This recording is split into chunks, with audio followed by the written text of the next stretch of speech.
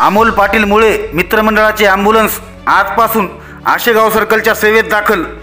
वसमत प्रतिनिधी दिनांक 11 ऑगस्ट 2025 रोजी मोठ्या उत्साहात व थाटमाटात व गुरुवर यांच्या आशीर्वादाने अमोल पाटील मुळे मित्रमंडळाच्या ॲम्ब्युलन्सचा लोकार्पण सोहळा पार पडला।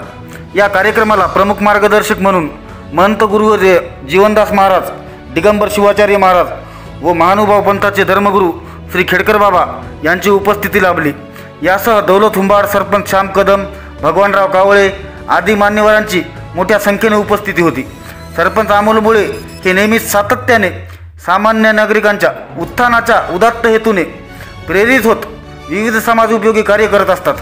त्याचाच एक भाग म्हणून आज रोजी अमोल मुळे यांची रुग्णवाहिका जनसामान्यांच्या सेवेत रुजू झाली। सरपंच अमोल मुळे यांच्या संकल्पनेतून यापूर्वी आशेगाव ग्रामस्थांच्या सुविधेसाठी ग्रामपंचायतच्या वतीने पिठाची गिरणी, वॉटर फिल्टर, मोफत बियाणे वाटप असो, माता भगिनींसाठी शिलाई मशीनचे वाटप असो, अमोल मुळे हे सातत्याने सामान्यांसाठी काहीतरी करण्याची धडपड करत असतात। त्यांच्या सरपंचपदाच्या कार्यकाळामध्ये त्यांनी आशेगाव नगरीचा चेहरामोहरा बदलल्याची चर्चा यावेळी सामान्य नागरिकांमध्ये होती। मराठा टाइम्सच्या प्रतिनिधींनी गावातील विकास कामांचा आढावा घेतला असता नागरिकांनी मराठा टाइम्सच्या प्रतिनिधींशी संवाद साधत त्यांच्या काम करण्याच्या पद्धतीबाबत समाधान व्यक्त केले। तसेच गावातील रस्ते, नाल्या, दिवाबत्ती, स्वच्छतेची कामं दैनंदिन पद्धतीने होत असतात अशी माहिती ग्रामस्थांनी दिली। नजीकच्या काळात होऊ घातलेल्या जिल्हा परिषद निवडणुकीमध्ये आशेगाव सर्कलमधून अमोल मुळे हे त्यांच्या कार्यकर्तृत्वाच्या बळावर नक्कीच प्रबळ दावेदार असणार यात काही शंकाच नाही।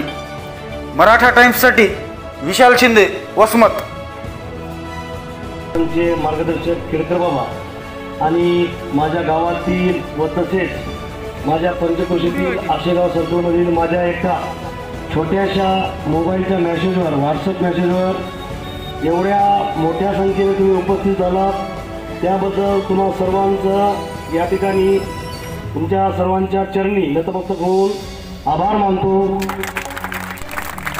आणि आता बराचसा वेळ झालेला आहे, बापूंना सुद्धा पुढे जायचं आहे, बाबाजींना सुद्धा एका कार्यक्रमाचं उद्घाटन करायचं आहे, खेळकर बाबांना सुद्धा कार्यक्रम आहेत। आपण वेळातला वेळ काढून आलात त्याबद्दल पुनश्च एकदा तुम्हा सर्वांचं या ठिकाणी आभार व्यक्त करतो व मनदाना विनंती करतो की लोकार्पणला यावं।